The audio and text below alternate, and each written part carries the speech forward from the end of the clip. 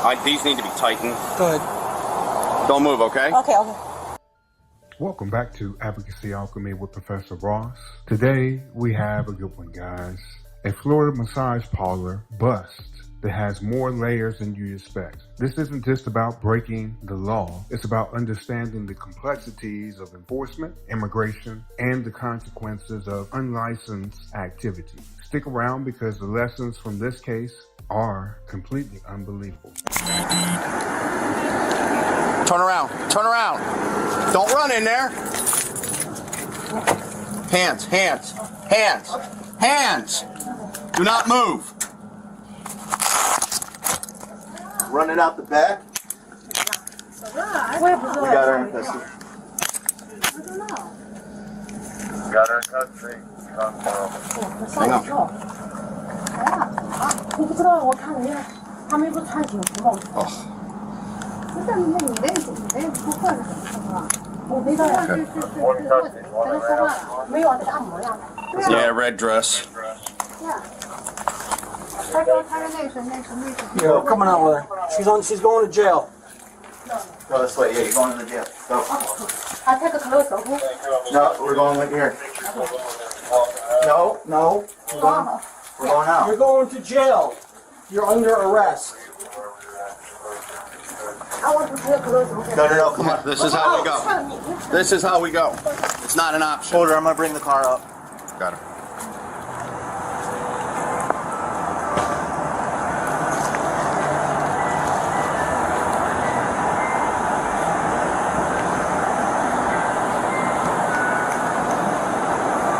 No, take a picture, okay? Huh? Yeah, turn around. Hey, turn around. It's not an option. Stop. You don't think you're going to be photographed? You don't dictate. Okay. Thank you. Okay. No, You're going to get photographed at the jail, too. About it.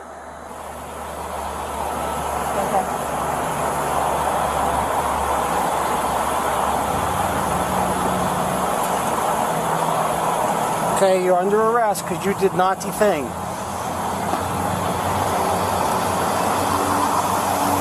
We don't have her ID or nothing, right? I don't think she got anything on. These need to be tightened. Good. Don't move, okay? Okay. She's all slimy. Yeah, she ain't going anywhere. Okay.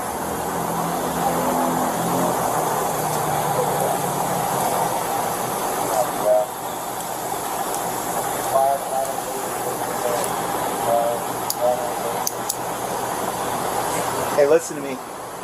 I know you speak English, okay, so listen. Okay. Is there anything on you that we did not find? Huh?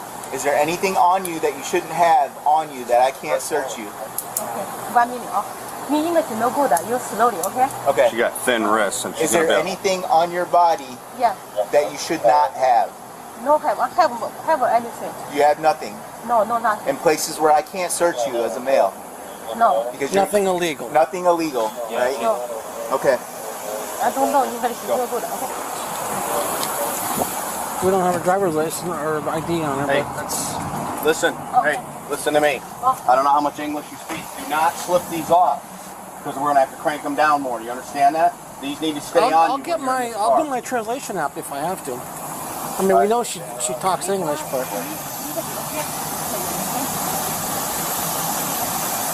All right.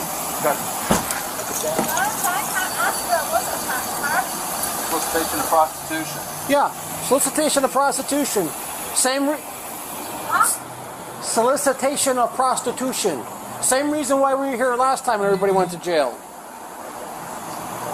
Okay? What happened? This guy? She's prostituting herself. Sexual favors. Can't do that. Illegal. Same reason why we were here last time and we took everybody to jail. You guys are still doing it. She's going to jail. She has an ID. Do you have her ID card, license, or anything? No. For her?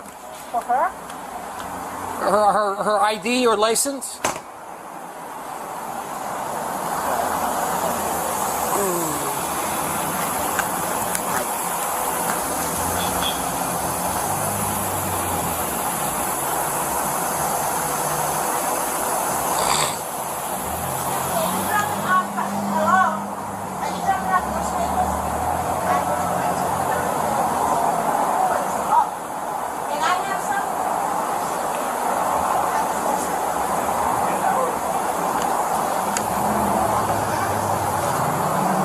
ID card, her license, I should ask her where. or her purse.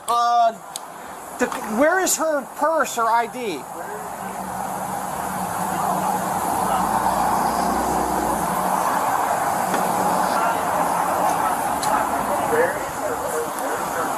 What's the charge?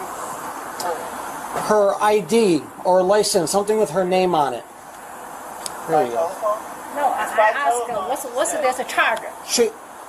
We need her license or her ID card out of her purse that's by the telephone. Please get that for me. She's being arrested for solicitation of prostitution.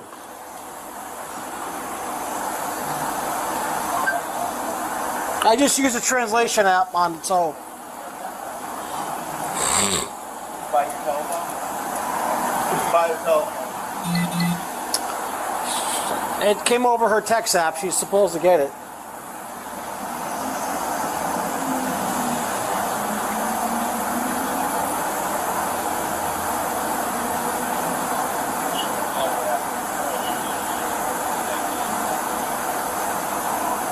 ID. I can't find her. She said it's by her telephone. Here, have her. No, she's not. No, absolutely not. She's playing a game.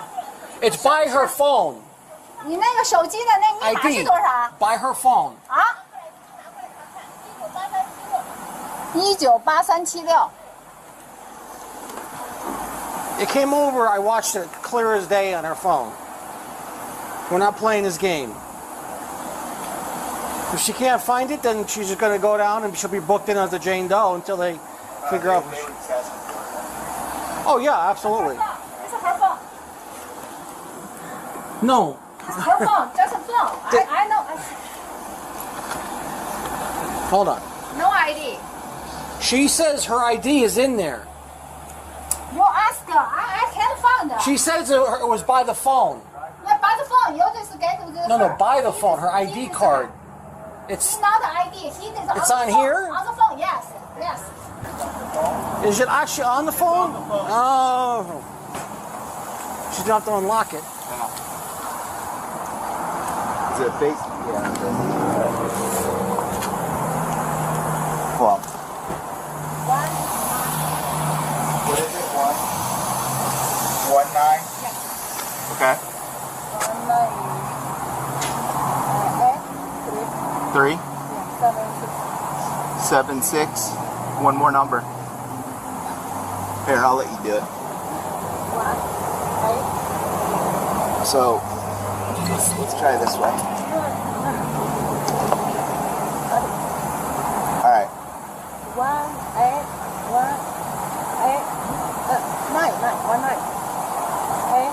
3? 8. 8? Oh, okay. 3? Okay. 7? 6. Alright. Is it on here? Go to your photos. Oh, she's got a picture of her ID? If it's even real.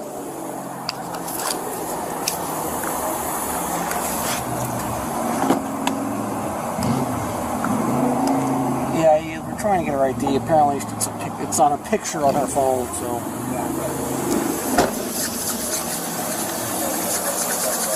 Let's set the stage. This body cam footage captures the arrest of a woman during an undercover operation at a known unlicensed massage parlor. The footage shows law enforcement taking swift action, arresting the woman for solicitation of prostitution and unlicensed activity. What's particularly interesting is that this isn't the first time this establishment has been caught in legal trouble. Key moments include the officers searching for the woman's ID, discussing the evidence on her phone, and ultimately arresting her. It's a case that raises significant legal and social questions. Let's move into the law breakdown. Let's break down the laws at play here. Number 1, resisting arrest without violence. This is found in the Florida Statutes, section 843.02. This makes it a first-degree misdemeanor to obstruct or oppose law enforcement in the lawful execution of their duties. Actions like failing to comply with commands or providing false information can lead to this charge. Number 2, unlicensed massage establishments. This is found under Chapter 480 of the Florida Statutes. This says operating without a license violates state law and is classified as a first-degree misdemeanor. This regulation is in place to protect public health and safety from untrained or potentially unsafe practices. Number 3, lewd or lascivious conduct and prostitution laws. This is found under Chapter 800 and Section 796.07. These statutes cover unlawful acts such as prostitution and lewd conduct, often leading to serious criminal charges. Solicitation of prostitution, as seen in this case, is a common charge resulting from sting operations. Understanding these laws provides insight into the charges filed during the operation.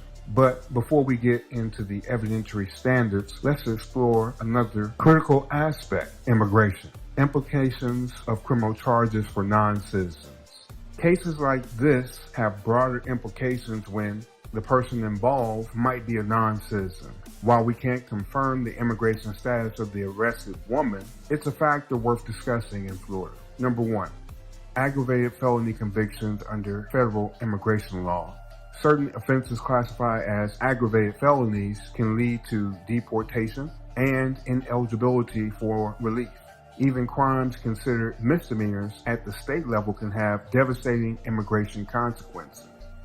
Let's talk about ICE detainers second. Number 2, ICE detainers. When non-citizens are arrested, ICE may issue a detainer, requesting local law enforcement to hold the individual beyond their release date. This facilitates deportation proceedings and highlights the intersection of local and federal enforcement. Number 3, impact on immigration status. Criminal convictions can lead to removal proceedings and disqualification from relief measures like asylum.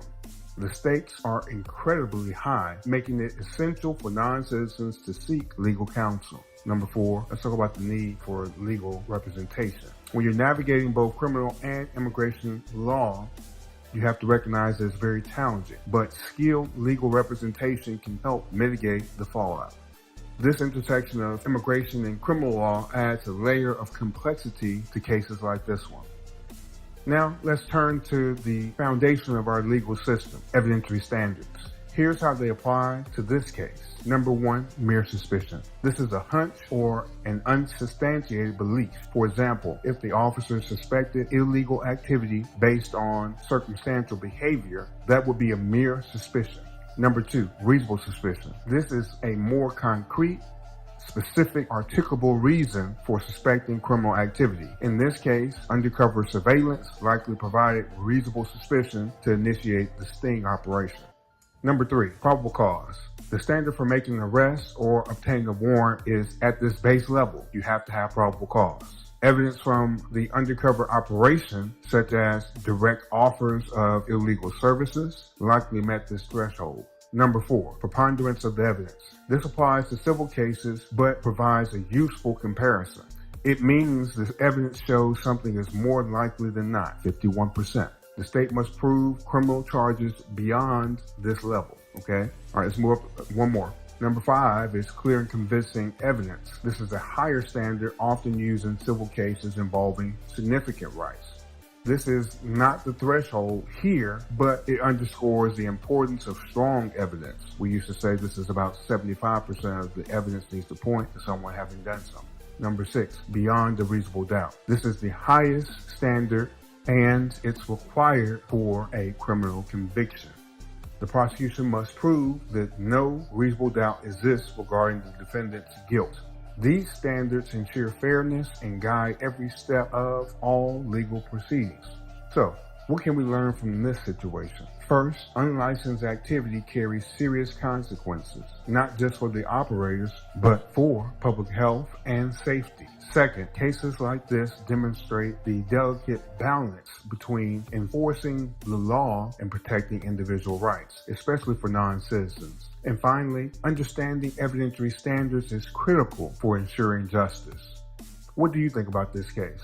Share your thoughts in the comments below, and don't forget to like, subscribe, and share this video with anyone interested in understanding the law. Remember, this is Advocacy Alchemy. I am Professor Ross, and I'll see you tomorrow with another lecture. Everyone have a wonderful day.